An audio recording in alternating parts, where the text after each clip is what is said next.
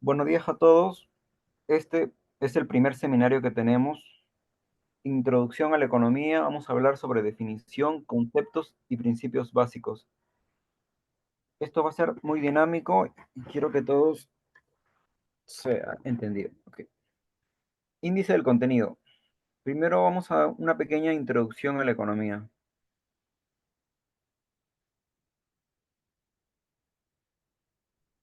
Ok. Vamos a empezar por la etimología. La palabra economía como tal proviene de la palabra oikonomía, que quiere decir del vocablo griego oikoinomos. ¿Qué quiere decir oiko? Oiko significa casa o hacienda y nomos quiere decir administración. Entonces, ¿qué es la economía para los griegos? Es la administración de la casa o hacienda, ¿no? Y quien es considerado el padre de la economía antigua es Aristóteles por el libro La política y la ética.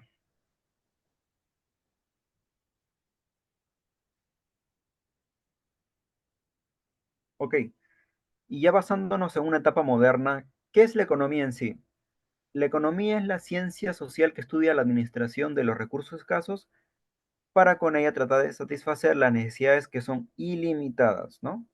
Nuestras necesidades siempre van a ser ilimitadas, ya que a cada momento tenemos necesidades, tenemos deseos, ya sea de cumplir ciertas actividades o satisfacerlas, ¿no? En este caso, ya hablando de una etapa moderna, Adam Smith, considerado el padre de la economía moderna, en su libro Las riquezas de las naciones, en el año 1776, en este libro tiene bastantes menciones. Una de ellas es la mano invisible, ¿no? ¿Qué quiere decir la mano invisible? La mano invisible fue ilustrada por primera vez en el libro Riquezas de las Naciones en el ámbito de la ley de la oferta y la demanda, que esto contribuye de manera indirecta. Para hacerlo más sencillo, les voy a poner el caso. Supongamos que hay un inventor, ¿no? Este inventor se le da la idea por construir un producto novedoso. En este caso es una bombilla eléctrica, ¿no? Una bombilla eléctrica. No existe electricidad para estos tiempos y el inventor quiere hacer una bombilla eléctrica, ¿no? El inventor hace la bombilla eléctrica pensando su interés propio, ¿no? En plan, para ganar dinero, para crecer él personalmente, ¿no? Pero esto lo hace pensando en su bienestar, no en el bienestar de los demás. Pero este bienestar también es bienestar colectivo. ¿De qué manera? Pues este hombre inventa la bombilla eléctrica, las personas compran y consumen las bombillas eléctricas, estas personas indirectamente se han beneficiado. Aunque en un principio el inventor se quiera beneficiar, las personas ya se han beneficiado. Y si este invento pues tiene éxito, lo que va a hacer es la, la creación de industrias, ¿no? De empresas que construyen estas bombillas eléctricas y también pues recluten, ¿no? Trabajadores, recluten obreros, recluten a asalariados y las personas se van a beneficiar también indirectamente. Esto quiere decir que esto es el concepto de la mano invisible, que en un principio es el beneficio propio de la persona, pero indirectamente es el beneficio colectivo de la sociedad. Porque en un mercado libre no solamente no, se benefician los que venden, sino también los que compran, ¿no? Siguiente, por favor. Ok, ¿cuál es el problema central de la economía? La economía tiene un problema muy complicado que es la escasez. La escasez es la insuficiencia de los bienes y servicios disponibles para satisfacer las necesidades de los seres. Como ya sabemos en un principio, nuestras necesidades son ilimitadas, en cambio nuestros recursos son limitados. ¿Estos recursos de dónde provienen? Provienen de la naturaleza.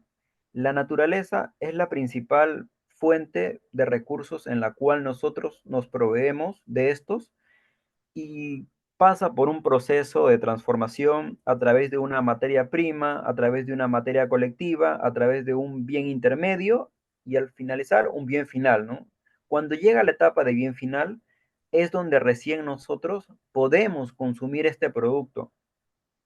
Pero como ya es sabido, nuestros recursos son limitados, ¿no? Y esto lo van a ver más adelante en la etapa de factores de producción, donde hay ciertos recursos que son limitados, ya que la naturaleza, pues, pasa por un proceso transformativo que puede demorar hasta millones, millones de años, ¿no? Tales como el petróleo es importante porque el petróleo genera lo que es la energía, ¿no? Y este petróleo, pues, ha pasado por un proceso transformativo de millones y millones de años, ¿no? Es por eso que estos recursos son limitados, ¿no? Así también como lo puede ser la pesca, ¿no? El pez pasa por un proceso de ser pescado y al final, pues, ¿no? Ser comido por el humano. La escasez plantea la exigencia de elegir, de una elección que conduzca al mejor uso de los recursos disponibles y al elegir nos enfrentamos a un costo de oportunidad. Esto se basa en el principio de costo de oportunidad cuando, por ejemplo, nosotros tenemos sed y quizás en el momento queremos tomar pues una gaseosa, pero solamente tenemos a la mano agua, ¿no? Entonces nos enfrentamos a un costo de oportunidad, ¿no? ¿Qué beneficios me va a dar el consumir tal cosa y qué beneficios me va a dar pues dejar tal cosa, ¿no? Y hablándolo a un principio más, más elaborado, cuando una persona tiene cierta empresa, tiene cierta industria, día a día, como jefe de empresa, se enfrenta a esta disyuntiva de costo-oportunidad. Al tomar decisiones a la empresa como administrador, qué problemas puede causar una mala decisión y todo esto lo toma la economía. Gracias a la economía, que es uno de sus principios, podemos diferenciar y aumentar las probabilidades de generarnos un mejor beneficio a nosotros, porque de eso se trata el costo de oportunidad. Estamos renunciando a algo para obtener otra cosa sin que nos genere una pérdida en sí, ¿no?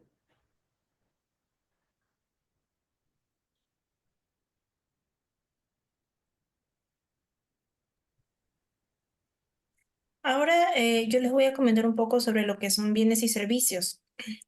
Bueno, los bienes pueden ser cosas, mercancías o productos con determinada demanda, ya que ofrecen una serie de beneficios o ventajas por hacer uso de ellos o poseerlos. Hay tipos de bienes, bienes de consumo, son aquellos que se adquieren para satisfacer necesidades inmediatas, como la ropa, alimentos o productos electrónicos. Los bienes duraderos tienen una vida útil prolongada, como automóviles, electrodomésticos, muebles. Los de capital son utilizados en la producción de otros bienes, como las maquinarias, herramientas y equipos industriales. Los bienes intermedios también se utilizan en el proceso de producción, pero no forman parte del producto final, como las materias primas, ¿no? Y los bienes fungibles, que sufren un deterioro o desgaste por uso, pero que pueden ser reemplazados por otro similar o con características parecidas, como el dinero, ¿no? Centrándonos más en lo que es el servicio, es ejecutada para satisfacer una necesidad. También podríamos decir que es algo intangible y sirve para un propósito específico, ya que solo se reciben los resultados del mismo. Hay tipos de servicios: servicio de enseñanza, que ofrecen en los ámbitos educativos y tienen como propósito la educación de otras personas. El servicio de energía, que es un servicio público propio cuyo objetivo es satisfacer una necesidad de carácter general. Es el transporte de energía eléctrica desde redes regionales de transmisión hasta el domicilio del usuario final. Los servicios financieros, pues obviamente los servicios son económicos, son servicios económicos proporcionados por las industrias financieras que abarca una amplia gama de negocios que administran dinero, ¿no? Los servicios turísticos son el conjunto de actividades y utilidades que un destino turístico que se encarga de facilitar la comercialización del producto turístico a fin de satisfacer la demanda de los visitantes.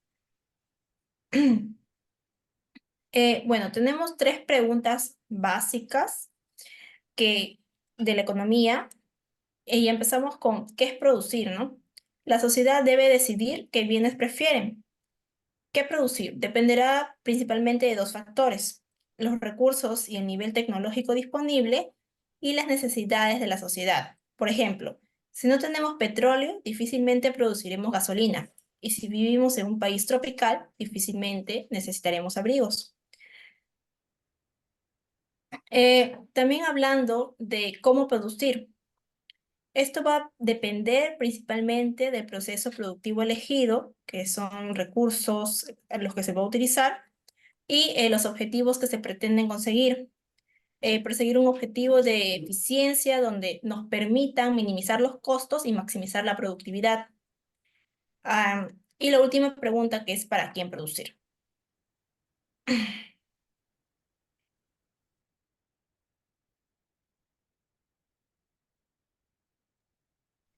Bien, en esta parte me tocará hablar de los factores de producción. Bien, para dar una introducción, los economistas clásicos consideraban que para producir bienes y servicios era necesario utilizar unos recursos o factores productivos. En ese entonces los principales eran la tierra, el trabajo y el capital. Los clásicos pensaban que para crecer económicamente, para producir más, era suficiente con el aumento de la cantidad de factores disponibles, principalmente el trabajo y el capital. Ahora se sabe que el papel más importante en el crecimiento económico lo tienen los avances en el conocimiento científico y técnico. Entonces, allí podríamos añadir a los tres factores ya conocidos el factor de la tecnología. Ahí lo tienen. Primero sería la tierra, que comprende todos los recursos naturales que nos brinda la tierra y que pueden ser utilizados en el proceso productivo. El segundo sería el trabajo, que es el tiempo que las personas dedican a la producción de un bien. El tercero es el capital, que comprende los bienes durables que son utilizados para fabricar otros bienes o servicios, que en ese caso podrían ser las máquinas. Y el último factor que sería la tecnología, que en su reciente aparición genera bienes y servicios y consiste en un cúmulo de bienes y servicios. Ahora, ¿qué es el proceso productivo? Partiendo del anteriormente dicho. Esto se refiere a todas las actividades y pasos que una empresa lleva a cabo para producir los bienes y servicios. Esto incluye desde la planificación inicial hasta la producción final, pasando por diversas etapas como la selección de materiales, perdón, la utilización de tecnología y el empleo de mano de obra. Estos los siguen las empresas en sus procesos para la producción de bienes y servicios. Lo siguen cuidadosamente para hacer las cosas bien y para asegurarse de que puedan ofrecer exactamente lo que el mercado necesita.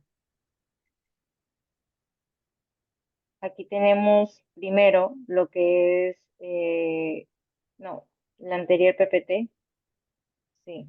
Aquí tenemos, por ejemplo, lo que son la adquisición de las materias primas, que es una primera etapa del proceso productivo, ya que la empresa reúne todas las materias primas que sean necesarias para la fabricación de los productos que ofrecerá al mercado. Pues la segunda etapa sería la producción, que es donde se realiza concretamente la transformación de las materias primas e insumos para ser convertidos en productos. Por último, es la adaptación del producto al mercado. Después de eso, se efectúa el proceso de adaptación y adecuación del producto en función del consumidor o del cliente. Esta fase del producto se orienta directamente al proceso de la comercialización o distribución de los bienes y servicios fabricados. Y le voy a dar pase a mi compañera Estefana para que pueda dar un avance de lo que es el proceso económico. Ok, uno de los procesos más importantes de la economía, como tal, lo dijo mi compañera, es el proceso económico y el proceso de producción, ya que ambas van de la mano. Lo importante del Perú es que hoy en día las empresas necesitan estar de acorde a las necesidades de las personas. Esto quiere decir que las mismas empresas hacen un estudio de mercado y ven las necesidades de las personas que no en todo lugar, no en toda parte es igual.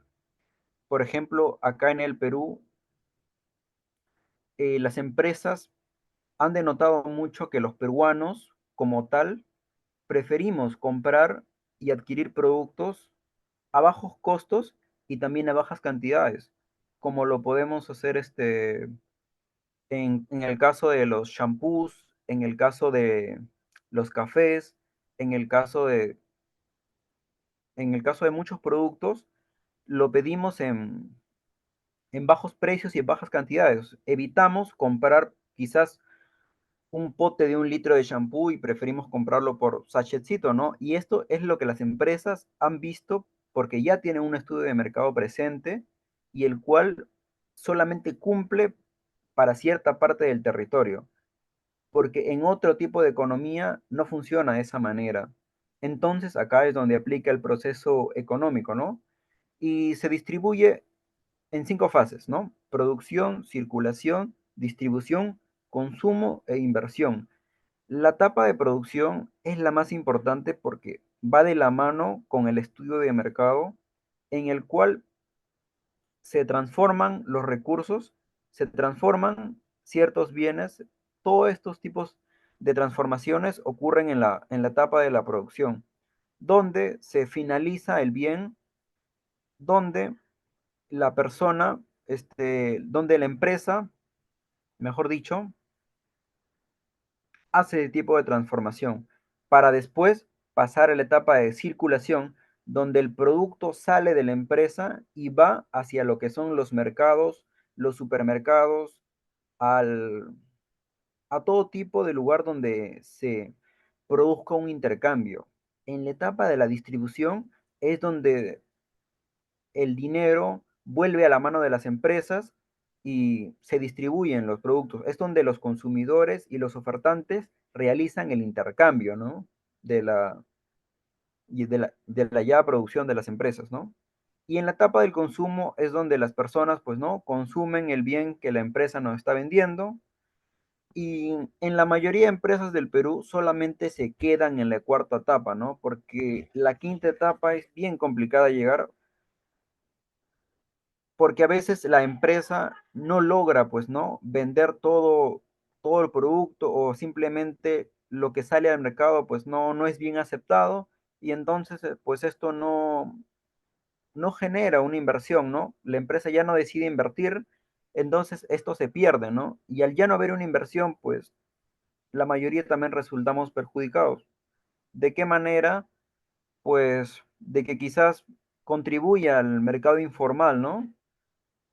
Porque la mayoría de las empresas en el Perú son informales, ¿no? Gracias.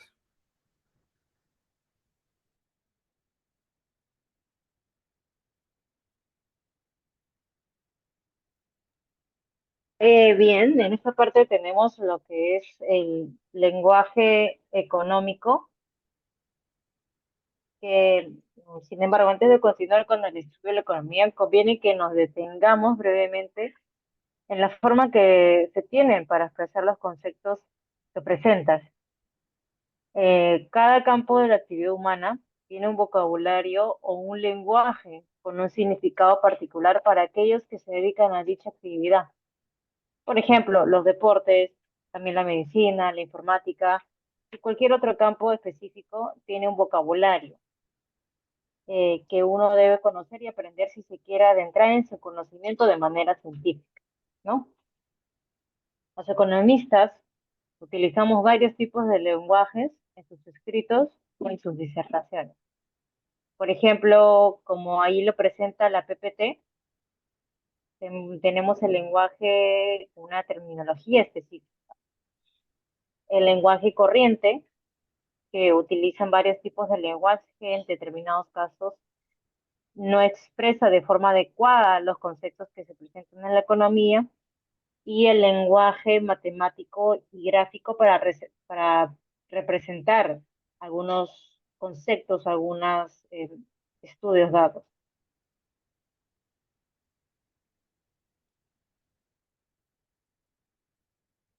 Muy bien. Siguiendo con lo que comentaban mis compañeros, voy a hablar sobre los principios de la economía. El primer principio se basa en que los individuos se enfrentan a disyuntivas. Esto significa que el individuo deberá tomar decisiones. Si el individuo quiere algo, ese algo le costará renunciar a algo que también le gusta, y el individuo tendrá que elegir entre ambos objetivos. Para poder entender más a detalle este concepto, vamos a ponerlo en un ejemplo. El caso de un estudiante que debe decidir cómo repartir su tiempo. En este caso, puede repartir su tiempo estudiando biología o estudiando historia. En este caso, no puede hacer ambas actividades al mismo tiempo, ¿no? Sería inviable estudiar ambos cursos al mismo tiempo, no tendría mucho sentido. Por lo que tiene que elegir la hora en la que va a estudiar uno y después si va a estudiar otro o va a realizar otras actividades. Y justamente estas son las disyuntivas de las que se hablan en este principio. Que en esa hora que vas a estudiar psicología, pudiste haber estudiado historia, como también pudiste haber estudiado eh, biología, como pudiste haber estudiado geografía. Lo importante, o pudiste haber estado durmiendo, haciendo ejercicio, entre otras actividades. De lo que nos basa este principio es que nuestras sociedades trabajan de tal manera que van a tener disyuntivas alrededor de la sociedad. Entonces se van a tener que elegir entre diferentes opciones y para ello se va a tener que hacer una comparación y poder revisar qué es lo que nos estamos perdiendo, que es justamente lo que habla el segundo principio, que el coste de una cosa es aquello a lo que se renuncia para conseguirlo. Este principio también es conocido como el coste de oportunidad, y es todo aquello a lo que se renuncia para obtener una cosa. Complementariamente con el primer principio, los individuos se van a enfrentar a disyuntivas, y para poder elegir una u otra opción, se deberá hacer una comparación, y para ello se debe analizar qué es el coste de oportunidad, a qué es lo que estoy renunciando por hacer esta cosa. En este caso, hablamos con el factor del tiempo. Vamos con un ejemplo. Un estudiante se enfrenta a las disyuntivas, ya que el coste de, por ejemplo, estudiar en una universidad, aparte de los costes económicos que puede significar las matrículas, los libros, también hablemos de otro factor que es el tiempo. El tiempo que estás empleando para poder estudiar en una universidad es tiempo que podrías haber empleado, por ejemplo, en aplicar a un trabajo. Si bien es cierto, hay personas que logran combinar el estilo de trabajo y estudio, siguen sacrificando otras actividades, como pueden salir, socializar, salir de fiestas o hacer viajes. En este caso, este es el coste. El coste de estudiar es poder trabajar, o en todo caso trabajar menos, quizá una jornada parcial, o en todo caso no trabajar en sí. A esto nos referimos con el coste de oportunidad. El tercer principio se basa en que las personas racionales piensan en términos marginales. Y es que, recapitulando los otros dos principios anteriores, debemos acordar que el individuo enfrenta disyuntivas entre dos objetivos, ambos que lo satisfacen. Sin embargo, va a tener que elegir, va a tener que analizar y comparar y a través de qué es lo que renuncia para conseguir el otro. Por lo tanto, en economía nosotros vamos a asumir que si está renunciando a conseguir algo para conseguir otra cosa, es porque esta otra cosa lo va a beneficiar más. Entonces, lo que queremos, en resumen, en la economía se asume que los individuos tomarán las mejores decisiones posibles, pensando en términos marginales. ¿Cuál es la, a esto se refiere que una persona toma una decisión racional solo y solo si el beneficio marginal es superior al coste marginal. Poniendo otro ejemplo, si vamos a hablar, una persona terminó, egresó de la universidad y ahora busca estudiar una maestría o hacer una carrera en su línea de trabajo. A ver, vamos a ver los costes y beneficios de estudiar una maestría. El beneficio adicional que traería más años de estudio, además de mayores conocimientos, sería el de optar por mejores trabajos o trabajos con salarios más altos y de mejores condiciones. Y en todo caso, el costo adicional de estudiar una maestría o un doctorado sería las tasas de matrícula y los salarios que estaríamos perdiendo, porque al fin y al cabo, mientras pagas por una maestría, por un doctorado, estás renunciando quizá a ahorrar y comprarte una propiedad, como puede ser una casa, un departamento o un coche. Y por eso mismo se hace este análisis costo-beneficio para analizar si efectivamente esta decisión te conviene más o no que la otra. El cuarto principio responde a que los individuos responden a incentivos. Ok, en este principio se basa que los individuos, cuando toman decisiones, comparan costes y beneficios. Su conducta puede cambiar ante la variación de costes o beneficios, ya que estos responden a incentivos. A esto se refiere a que si el individuo, por ejemplo, suele consumir regularmente manzanas, pero las manzanas suben de precio, si el individuo no le es primordial alimentarse de una manzana, entonces va a optar por algún bien sustituible de la manzana, como puede ser una pera, que se mantiene, supongamos, se mantiene al mismo precio a diferencia de la manzana. Por lo tanto, va a preferir consumir la pera simple y llanamente porque el costo de la manzana es más elevado. En eso se responde que efectivamente los individuos responden ante las subidas o bajadas, en todo caso descuentos.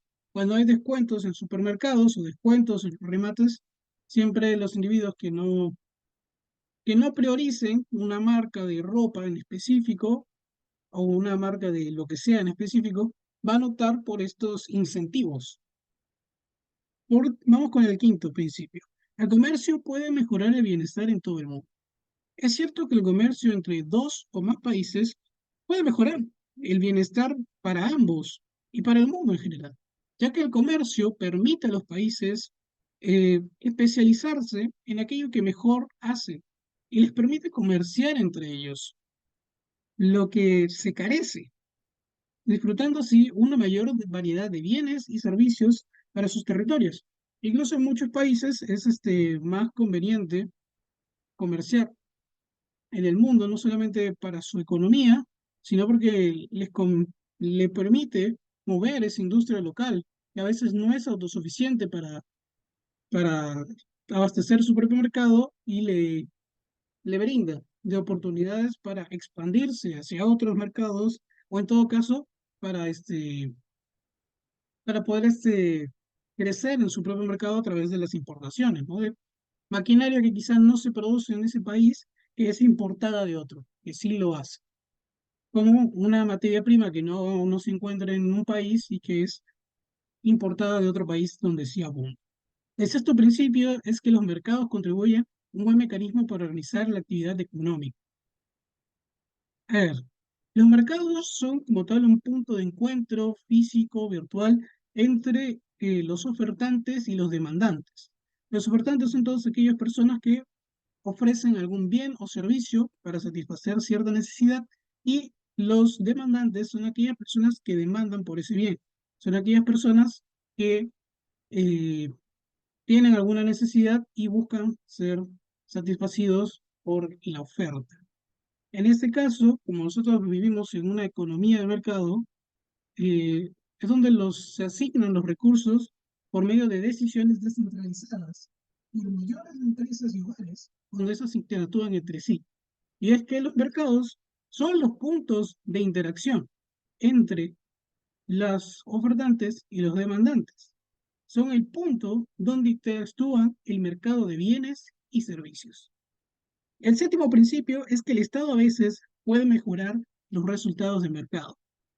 Los mercados, es cierto que ya hemos escuchado lo que dijo mi compañero acerca de la mano libre, pero de la mano invisible, pero los mercados necesitan de la protección del Estado, ya que se basa en el de los derechos de propiedad.